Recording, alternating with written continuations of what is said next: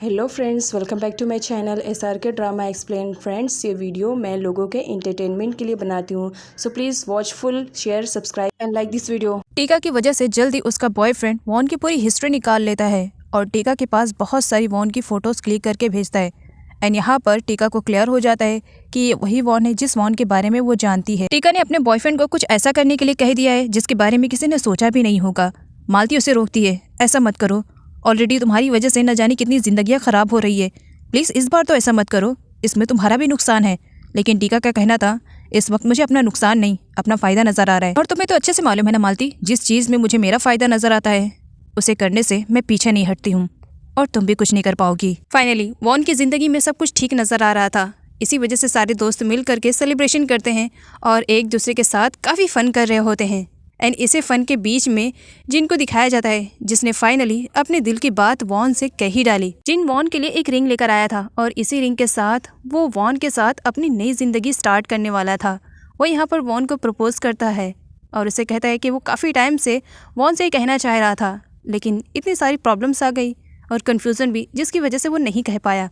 Finally यहाँ पर जिन von को रिंग पहनाकर अपनी फीलिंग्स के बारे में बता देता है कि वो उसे बहुत ज़्यादा प्यार करता है। चाय की ज़िंदगी तो खुशियों से भर गई थी जब उसे मालूम पड़ा कि वॉन उसकी असली बेटी है और वो जिंदा है। वो इसके बारे में डुएंग को बताने वाला था, लेकिन चाय के साथ यहाँ पर एक ऐसा एक्सीडेंट होता है जिसने उसकी लाइफ बदल नहीं डाली, यूँ कहा जाए पूरी तरीके से ख़त्म कर डाली। टीका ने अपने बॉयफ्रेंड को ऑर्डर दिया है कि वो चाय को जान से मार दे ताकि वॉन की सच्चाई सिर्फ चाय तक रह जाए और किसी को भी ना मालूम पड़े, और चाय को यहाँ पर मार दिया जाता है। इधर वॉन सारी बातों से अनजान बस अपनी ज़िंदगी में आने वाली खुशियों के लिए काफ़ी खुश हो रही थी।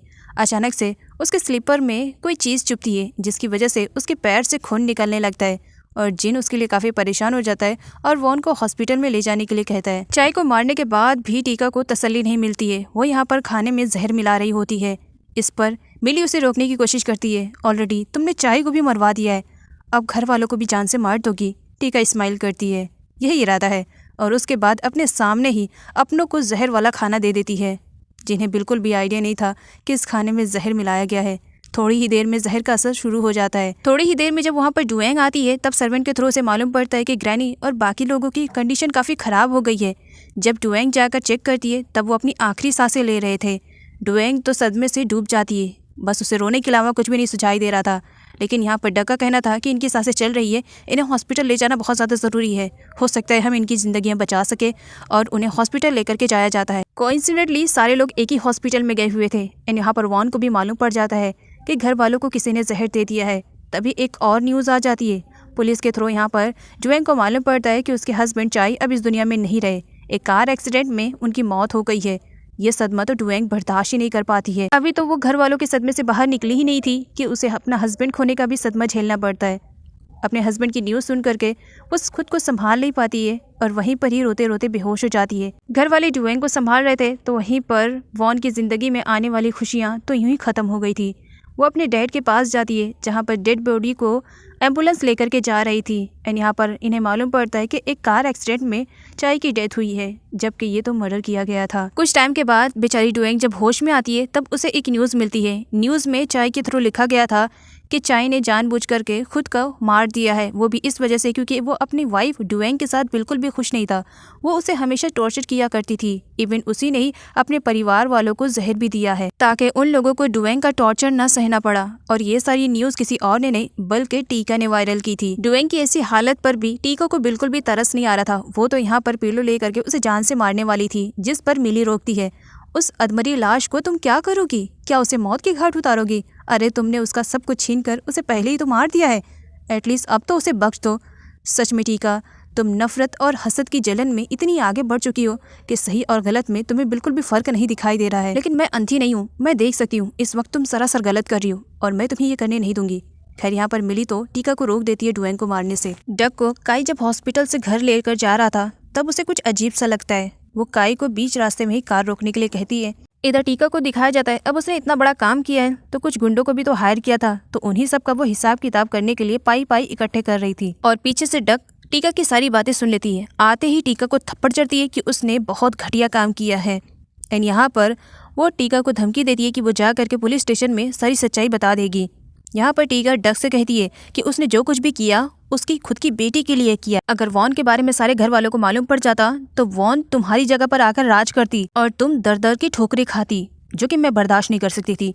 इसी वजह से मैंने ये सब कुछ किया। डक का यहाँ पर कहना था कि उसकी माँ टीका ने जो कुछ भी किया सरासर गलत किया, उसे ऐसा नहीं करना चाहिए था। इसी बात को लेकर के डक और टीका में काफ़ी नोकझोंक हो जाती है और पीछे काई ये सब कुछ सुन लेता है, जो कि डक को फॉलो करते हुए वहाँ पर आया हुआ था। अब सच्चाई क्या है ये जानने के लिए काई सीधा चाई के रूम में आता है और रूम की तलाशी लेने लगता है। उसे रूम में एक लेटर मिलता है और साथ ही एक फ़ोन मिलता है। उस फ़ोन में चाई ने मरने से पहले खुद की एक वीडियो बना दी थी। उस वीडियो में चाई ने डुएंग से माफ़ी भी मांगी थी, टीका के बारे में बता दिया था, डक के भी बारे में और अपनी असली बेटी वॉन के भी बारे में उसने सब कुछ बता दिया था। डक के पास एक मैसेज आता है जिसकी वजह से वो वहाँ से चली जाती है, लेकिन टीका को अपनी बेटी पर भरोसा नहीं था। उसे इस बात का पूरा यकीन था कि उसकी बेटी की वजह से हो सकता है उसकी प्लानिंग में कुछ गड़बड़ी ना आ जाए। इसी वजह से उसने अपनी बेटी के पीछे भी जासूस लगवा दिया था। डक के पास मैसेज काई ने किया था। डक काई को सब कुछ बता देती है और उससे हक करके रोने लगती है कि उसकी माँ ने ये सब क्या कर दिया है। काई डक को बता देता है कि उसके पास सबूत है जिससे ये साबित हो सकता है कि वॉन असली बेटी है। वीडियो और लेटर दोनों दिखा देता है। इधर टीका अपनी ही बेटी की जासूसी कर रही थी और उसे सच्चाई के भी बारे में मालूम पड़ जाता है कि एक सबूत उसके पूरे प्लान को खराब कर सकता है। इसी वजह से वो काई को बहुत ज़्यादा मरवाती है और अपनी बेटी को तो मार नहीं सकती थी, इसी वजह से उसे बेहोश करके अपने साथ लेकर के ज़बरदस्ती चली जाती है। जबकि यहाँ पर उसने अपने बॉयफ्रेंड को ऑर्डर दिया था और उसने काई को मार करके एक खाई में फेंक दिया था। बेचारी डक जब होश में आती है तब उसे सदमा सा लग जाता है, क्योंकि वो काई के बारे में जब अपनी माँ से पूछती है तब उसकी माँ हंसते हुए बताती है कि उसने काई को मरवा दिया है। उसने काई को मरवा कर एक खाई में फेंकवा दिया है, तो उसका जिंदा बचना तो इम्पॉसिबल है। बेचारी डक जिससे प्यार करती थी अब वही उसके बीच नहीं रहा। उसका सदमा वो बर्दाश्त नहीं कर पा रही थी। वो बहुत ज़्यादा रोती है एंड यहाँ पर मिली उसे संभालती है। जबकि डक का कहना था कि वो टीका को कभी भी अपनी माँ का दर्जा नहीं दे सकती है, क्योंकि हमेशा उसने उसे रुलाया है। उसकी लाइफ तो अच्छी खासी चल रही थी, लेकिन टीका के आ जाने की वजह से सब कुछ बर्बाद सा हो गया। सही टाइम पर ट्रीटमेंट मिलने की वजह से ग्रैनी की तो जान बच जाती है। डक उन्हें विजिट करने के लिए आती है तब बहुत बुरी तरीके से रोती है। अपना फ़ोन जब यहाँ पर वो चेक करती है तो वो खुद में शॉक हो जाती है, क्योंकि उसके डैड की वीडियो उसके फ़ोन में आ चुकी थी और ये सब कुछ काई ने मरने से पहले कर दिया था। यहाँ पर वो उस वीडियो का यूज़ नहीं कर पाती है, क्योंकि उसकी माँ टीका ने उसे धमकी दी है कि अगर उसने पुलिस स्टेशन में जा करके कुछ भी कंप्लेन करने की कोशिश की तो बदले में वो डुएंग और ग्रैनी दोनों को जान से मार देगी।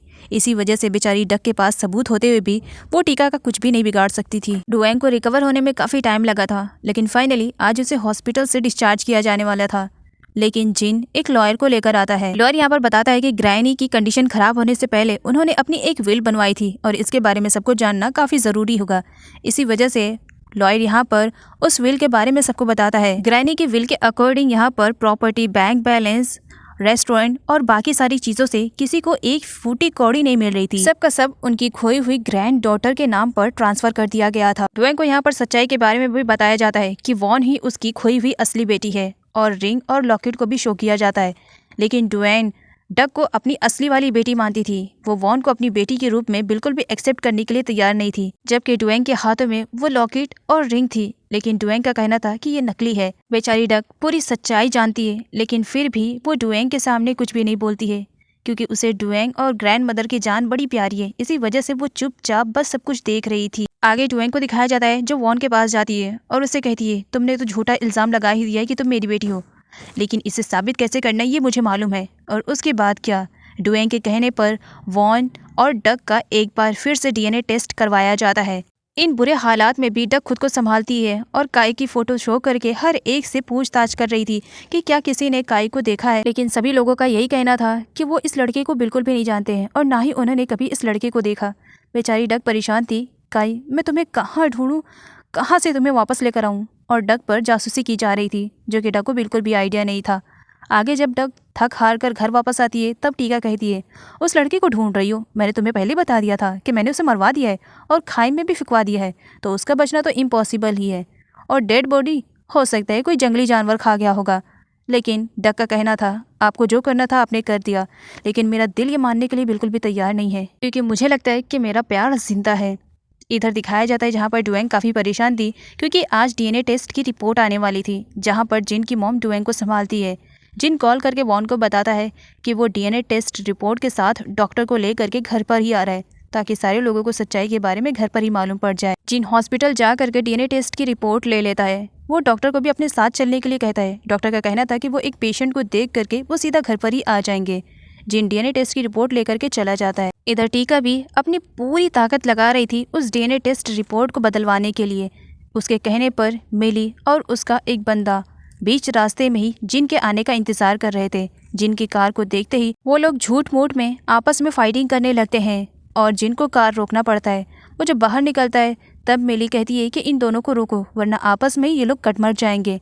और उसे रोकने के लिए जब जिन उन दोनों के पास आता है उनके झगड़े को सुलझाने के लिए, तब मिली को यहाँ पर अच्छा मौका मिल जाता है। मिली फटाफट चोरी छुपे जिनके कार में जाती है और डीएनए टेस्ट की रिपोर्ट ढूंढने लगती है। फाइनली उसे डीएनए टेस्ट की रिपोर्ट मिल जाती है ओरिजिनल, और ओरिजिनल को चेंज करके उसने उस डीएनए टेस्ट को वहाँ पर रखवा दिया था जो कि टीका ने निकलवाया था। डीएनए टेस्ट की रिपोर्ट अब सारे लोगों के सामने थी। डॉक्टर डीएनए टेस्ट की रिपोर्ट के बारे में सारे परिवार वालों को बताते हैं और यहाँ पर यह साबित हो जाता है कि डुएंग की असली बेटी डक है। डीएनए टेस्ट रिपोर्ट दोनों की मैच करती है, जबकि असली बेटी तो वॉन थी।